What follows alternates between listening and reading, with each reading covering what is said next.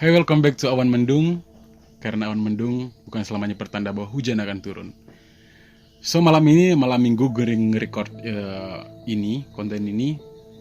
Jadi sebenarnya tadi gue bicara random sama teman-teman gue, kita random talk mengenai gadis desa yang gimana ya, ke kota cuman terdampak sama hal-hal negatif yang ada di kota gitu.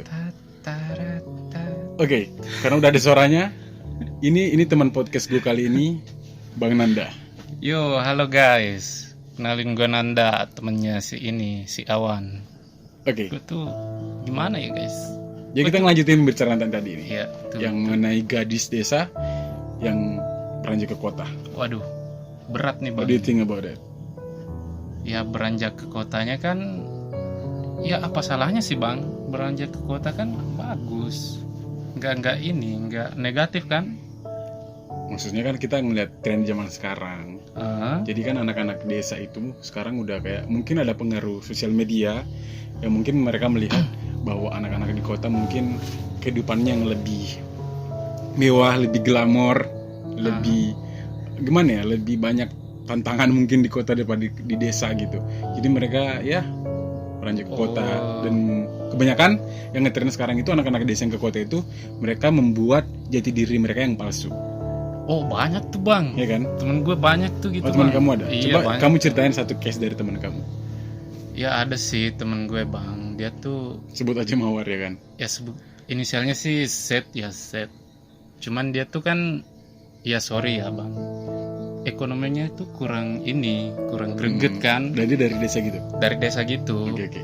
Dapat beasiswa lah dia Oke. ke ini. Ya pergi ke kota terus dapat pergaulan gitu, mau nyenengin temannya bang, mau eksis juga. Jadilah bang dia kurir bang. Oh jadi kurir? Iya. Ini cowok nih? Cewek bang. Oh cewek jadi kurir? Cewek. Oke. Cuman jauh dia tuh kayak enakan bang. Kayak Maksudnya kenapa jadi kurir gitu? iya. Oke. Kurir ini bang, bukan Lonte. kurir, bukan. Apaan sih? Kurir ya fly gitu bang. Nyabu gitu? Iya gitu, Oke. kayak gitu. Dia tuh masalahnya kita pusing bang. Oh jadi kamu punya teman, dia Iya. dari desa, Iya. terus ke kota karena punya kehidupan yang teman-temannya glamor, dia nggak bisa ngikutin kebiasaan hal itu, Iya. jadi dia jadi kurir. Ya jadi kurir buat Oke. buat sekedar ini bang, snap ini di tempat-tempat yang glamor gitu kan. Oh jadi dia nyari duit dari situ? Iya dari situ sih, buat masuk Starbucks lah, buat masuk inilah itulah, kayak gitu sih bang. Oh berarti dia nggak terima diri dia yang gimana ya? Iya, ya Ekonomi rendah gitu ya? iya betul sih bang. Cuman kan ini sih efek sosial media sih bang kalau menurut gue bang. Ya menurut gue juga sih kebanyakan anak-anak zaman sekarang ya. Gue nggak merasa tua atau nggak merasa muda juga. Cuman gue ngerasa anak-anak zaman sekarang yang dari desa itu mungkin mereka ke kota karena ngelihat kebiasaan kita di kota ini yang agak mungkin glamor. Mungkin yang nongkrong sana sini, have fun di, ya mungkin ngebar lah atau apalah gitu kan. Kecil gitu Dan kan di bang. dan di desa mereka kan nggak punya hal itu. Jadi dia kayak ngira kalau ke kota dia mendapatkan hal seperti itu. Cuman mereka gitu nggak nerima jati diri dia yang dia bawa ke dari desa gitu. Jadi dia itulah. Banyak sih bang yang rusak kayak datang ke kota, dapat ini pergaulan lah, itulah. Terus kalau pulang tuh nggak kedeteksi bang. Kalau Maksudnya pulang nggak tuh kedeteksi gimana? kayak dia tuh Pulang punya kampung itu? alter ego gitu bang. Oh Dia tuh- jadi dia punya dua jati diri gitu? Iya kayak gitu. Oke. Di Karena kota darah bipolar gitu di ya? kota kayak ini kayak citranya orang kaya gitu. Pas balik ke kampung Oke. ya gitu-gitu aja sih bang. Oh jadi pas di ke kota dia yang kayak udah hidup Iya, mewah, nggak nongkrong sana sini di Starbucks lah apalah gitu ya. mau dibilang bang. Cuman pas dia ke desa dia tetap jadi anak yang Iya, baik. makanya tuh nggak kedeteksi bang yang kayak gitu. Oke. Tapi ini temen gue tuh dia tuh jalannya sih nggak yang mulus-mulus gitu. Soalnya Oke, gue juga mau cerita tentang teman gue. Jadi teman gue tuh ada, dia cewek dan Iya. dia kuliah di kota. salah satu ini ya universitas Ya di salah satu universitas di yang yang di sana lah, yang di inilah. di Makassar. Oke. Kayaknya sih gua tahu tuh Bang siapa. And then dia dari apa ya, bukan dari kota itu, dia dari gimana ya jelasin ya. Oke, dia dari desa lah. Iya. Terus dia lagi dia ke kota buat kuliah. Jadi selama dia di ngampus itu, dia nggak ngeluarin jati diri dia yang ada di desa. Waduh, pencitraan gitu ya Bang. Iya, awalnya gue pikir ya karena dia sahabat gue, jadi gimana ya, gue mau negur dia, cuman ya gimana yang jelasin ya, dia udah keenakan di situ loh. Dan gue nggak bisa campurin urusan dia kan menurut gue. Emang temen abang kenapa Bang? Dia hamil. Waduh. Dia hamil, dan itu di semester 3 atau 4 kayaknya. Dia hamil di situ dan ya. Dan di semester 4 ini dia hamil. Cuman selama kan kalau orang hamil, cewek hamil nggak dinikahin kan perut dia nggak membesar gitu ya. Iya biasanya sih gitu Dia Bang. Mitosnya sih sebenarnya itu. Cuman gue mitosnya. rasa itu benar juga sih. Iya. Jadi perut dia nggak membesar selama 4 bulan dan 3 bulan dia balik ke kota dia, nggak ada yang terjadi apa-apa gitu. Jadi dia udah berusaha juga buat ngeluarin anak itu, bahkan minuman gugur lah atau apalah gitu. Tahu sih Bang, tahu. Iya, dia tetap, anak itu tetap kuat banget gitu. Dan dia Tahan udah jadi dan anak itu udah 7 bulan dalam perut. Dia merasa udah mulai harus terima gitu anak itu. Karena dia nggak bisa dikeluarin, jadi dia harus menerima resiko anak itu harus dikeluarin gitu. Waduh, parah tuh Bang. Jadi di 9 bulan dia balik ke ini. 8 bulan dia balik ke kota dia, gitu. kampung dia, kota gitu. dia kan.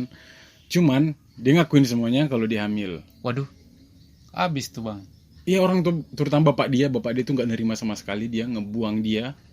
Waduh. Cuman yang paling menyedihkan lagi nih, si cowoknya ini dia nggak mau ngakuin kalau itu anak dia. Waduh, parah gitu. sih tuh Bang. Jadi si cewek ini punya sahabat cowok, jadi cowok ini yang nutupin anak itu. Maksudnya dia rela nikahin cewek ini dan ngakuin kalau itu anak dia. Kayaknya sih sahabatnya nih suka juga sih Bang sama dia. Ya mungkin karena kan cewek itu juga cantik banget, tau gak sih? Oh cantik ya Bang? Iya, jadi gue juga sempat bilang sama dia, oke, anaknya gue ambil aja kayaknya. Gue bilang anaknya gue ambil, gue kan punya anak angkat juga ya. Jadi gue bilang, ya udah kalau kamu nggak bisa ngebesaran atau apapun itu, gue nggak ngambil anaknya, gue yang biayain dia. Waduh. Cuman karena ini serius nih Bang. Serius. Cuman karena si cewek itu ternyata udah sayang banget sama anak itu. Tiba-tiba dia perasaannya itu tumbuh banget. Dia bilang, kok gue sayang banget sama anak ini ya. Ya iyalah, orang anak dia Ya Bang. kan 9 bulan di perut kamu, anjing ya kan. Terus ya udah, dia diusir dari rumah. Setelah dia nikah, dia cabut dari rumah, dia kembali ke dekat kampus, di kos kampus dia, tetap ngalamin hal ya. Terus cuman laki-laki ini nggak mau ngakuin kalau itu anak dia gitu. Kalau itu dia udah, laki-lakinya habis dia pergi begitu aja. Waduh. Jadi habis nikah dia tetap sendiri dan dia tetap merjuangin anaknya. Dan yang paling gue kagumin sekarang tuh, si cewek ini dia ngebesarin anaknya seorang diri. Bapaknya mana nih Bang? Bapaknya sama mamanya mungkin sekarang udah nerima ya, dan saudara-saudara yang udah menerima. Enggak, bapak Kalau biologisnya. biologisnya gimana, sih Bang? kurang tahu sih, cuman ya mungkin udah nggak Ya, punya bangsat hubungan yang aja baik. gitu. Bangsat aja gitu anjing ya. Menganjing tuh kayaknya itu biasanya sih tuh senior sih gitu. Ya mungkin bisa jadi ya. Iya. Jadi- Gini Bang, soalnya fenomena kayak gitu nggak 1-2 orang yang ngalamin Bang, banyak Bang. Iya. Dan yang paling gue kagum sama cewek ini nih, jadi dia tuh nggak terpuruk, tau gak sih? Masa? Dia bangkit gitu. Dia yang kayak mikir, gue harus bangkit dari masalah ini. Sekarang gue punya anak di umur dia yang masih muda seperti itu, dia belum siap. Semester 4 nih Bang. Iya, dia belum yang kayak. Dan yang paling bikin gue kagum, dia menjadi single mom yang menuju kesuksesan menurut gue. Mungkin sekarang udah merintis usahanya sendiri. Dan apa yang terjadi, keluarganya udah berbalik nih. Keluarganya udah sayang banget sama dia, sayang banget sama cucunya. Dan anak ini tuh menggemaskan banget menurut gue.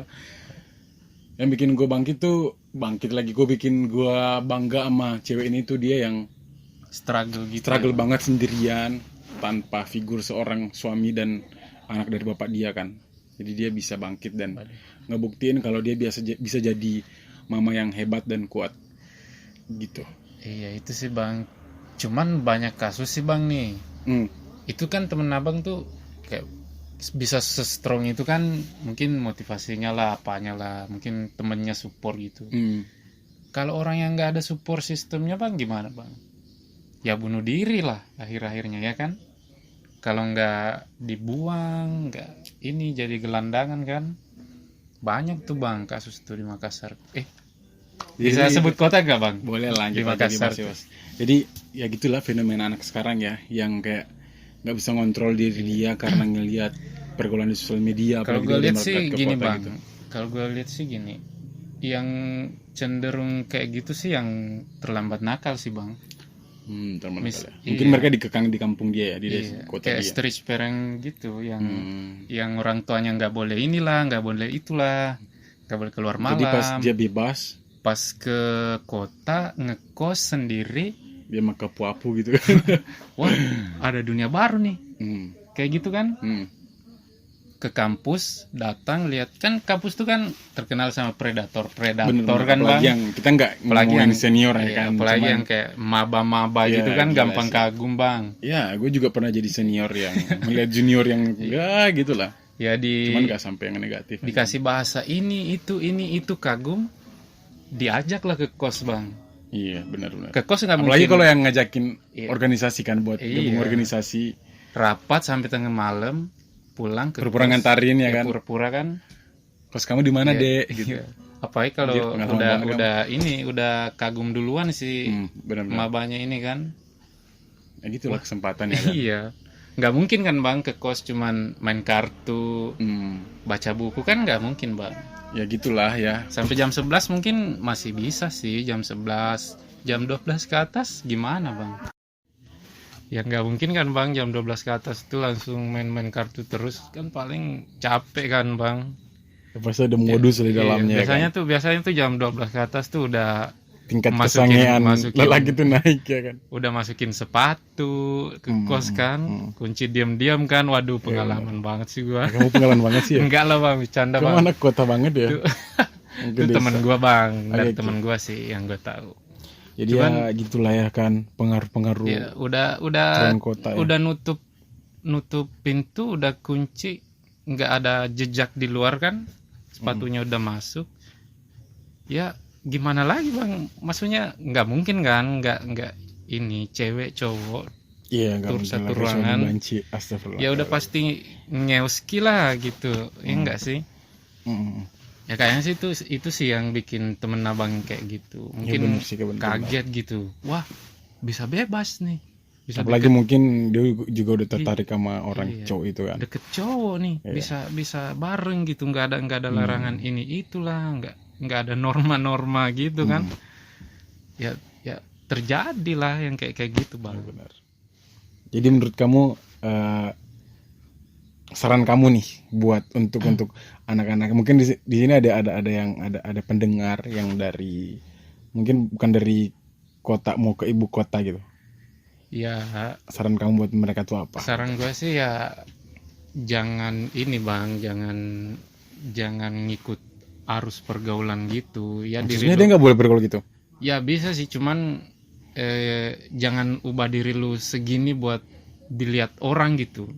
Maksudnya ya tetap jadi diri kamu ya. Diri lu yang gak sekarang usah cari lu aja gitu. Kalau mau berubah ke arah yang lebih baik gitu, nggak usah. Ya benar.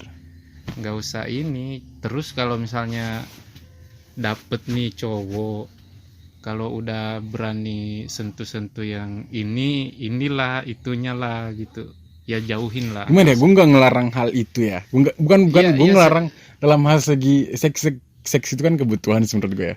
Gue nggak ngelarang sih. Cuman kan kita di Indonesia bang ada norma. Iya, apalagi kalau dalam segi agama kan kita dilarang kan. Cuman kita nggak tahu. Cuman kan umur kita tuh udah bisa kayak searching di Google, maksudnya di YouTube kan ada sex education ya kan. Ya supaya maksud gue kalau lu mau kayak gitu nggak usah sekolah, lu nggak usah ini, ya lu nikah aja gitu bang. Bener. Jadi kamu fokus sama tujuan kamu ke kota tuh apa? Ya ke kota tuh buat apa? Right. Kasihan gitu orang tua lu. Bener. Orang tua lu kerja ini kerja itu, lu ngeuski gitu bangsat kan, lu tuh bangsat. Tapi cari sama aman orang aja tua lah lu, kan kalau bangsat. gitu-gituan ya. Lu enak-enak di sini, orang tua lu pusing tuh. Pulang-pulang lu bawa anak kan nggak ini bang, nggak kasihan gitu bang. Bener sih. Jadi kesimpulannya menurut gue sih buat kalian yang mungkin bukan dari kota yang menuju ke ibu kota, ya pergaulan di ibu kota tuh ya sangat-sangat kejam lah. Persaingan juga tinggi. Persaingan ekonomi tuh terlihat banget. Jadi kalian nggak usah yang ingin terlihat ekonominya kayak tinggi gitu, nggak usah ngebuat jati diri yang baru gitu. Jadi kamu harus nerima diri kamu yang apa adanya, dan kamu juga harus pintar memilah-milah pergaulan. Dan yang paling penting, kamu harus fokus sama tujuan kamu ke ibu kota tuh apa. Mungkin cari pekerjaan yang positif. Kan sekarang banyak kan yang dari desa terjebak sama perlonteian ya kan. Jadi yang kalau kamu fokus sama pendidikan, ya udah fokus pendidikan aja. Yang menjadi percintaan ya, kita nggak bisa ngindari percintaan ya kan. Mungkin percintaan itu bisa kamu jadikan bumbu-bumbu dalam pendidikan itu sih menurut gue. Ya jadi gitulah. Dari gue sih satu aja sih bang. Kalau lu nggak bisa sukses ya minimal lu jangan rusak gitu. Itu aja sih bang kalau dari gue. Sukses apa nih? Misalnya lu nggak bisa gapai ini, pelajaran lu kurang misalnya, ya minimal jangan rusak gitu. Ya itu aja sih bang. Rusak ini hamil gitu? Iyalah. Oke, jadi nggak apa-apa ngewe, yang penting nggak hamil ya? Iya nggak gitu juga bang. Jadi gimana? Bangsat. Jadi gimana? Ya maksud gue kalau lu misalnya nih lu kejar nih cita-cita, cuman kan nggak sesuai harapan, kan takdir nggak ada yang tahu kan. Kebanyakan orang ngambil jalan pintas, dia kayak kehilangan arah, terus ada ajakan yang duitnya tiba-tiba nomplok gitu kan. Minimal lu nggak rusak dah, itu aja. Nggak usah ngecewain. Jadi intinya orang tua gitu. Kalau yang masih punya orang tua, ingat orang tua. Yang masih bertuhan, ingat Tuhan. Ya kan. Ya mungkin itu aja sih yang bisa kita bicarain pada podcast kita kali ini sih. Ini cuma random talk yang gue perpanjang untuk masukin ke konten. Ya mungkin ya di pertemuan selanjutnya gue sama Bang Nanda ini mau ngebahas tentang next topik. Kita ngebicarain tentang fetis aja ya. Fetis apaan tuh bang? Fetis tuh gairah seks lah. Ntar kita ngelanjutin lebih panjang ya. Karena di sini kita khusus ngebicarain tentang pergaulan ya gitulah, tentang anak ibu kota gitu. Ya gitulah. Jadi buat teman-teman semua yang masih pengen dengerin podcast atau cerita dari Awan Mendung, jangan lupa di-subscribe channelnya dan nyalain tombol loncengnya. So, gua Awan dari channel Awan Mendung ngucapin selamat bermalam minggu. Dan thanks buat teman-teman yang udah mendengarkan podcast ini. Dan thanks juga buat Bang Nanda yang udah sempat buat ngikut di podcast kali ini. Oke, sapa dulu dong buat pendengar-pendengar gue nih.